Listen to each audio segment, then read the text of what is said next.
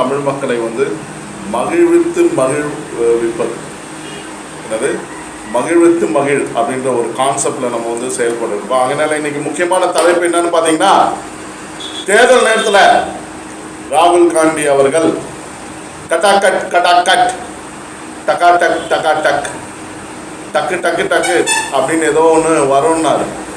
அது என்ன வந்தது, யாருக்கு வந்தது அப்படின்னு தெரியல.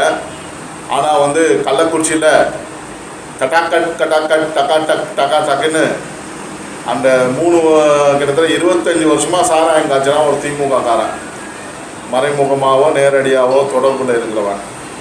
அவன் என்ன சொல்கிறான்னா, நான் குடிச்சதில்லை, ஆனால் எல்லோரும் குடிக்க வச்சு சாவடிச்சு பரலோகத்துக்கு அனுப்புவேன். ஏன்னா அவர் யம தர்மராஜாவோட ஏஜென்ட்டு. அப்போ யம தர்மராஜா யார்? அவங்களுக்கு ஆதரவாக இருக்கக்கூடிய, அந்த ஆளுக்கு ஆதரவாக இருக்கக்கூடிய, ராஜாவுன்றவனோட ஆதரவாக இருக்கக்கூடிய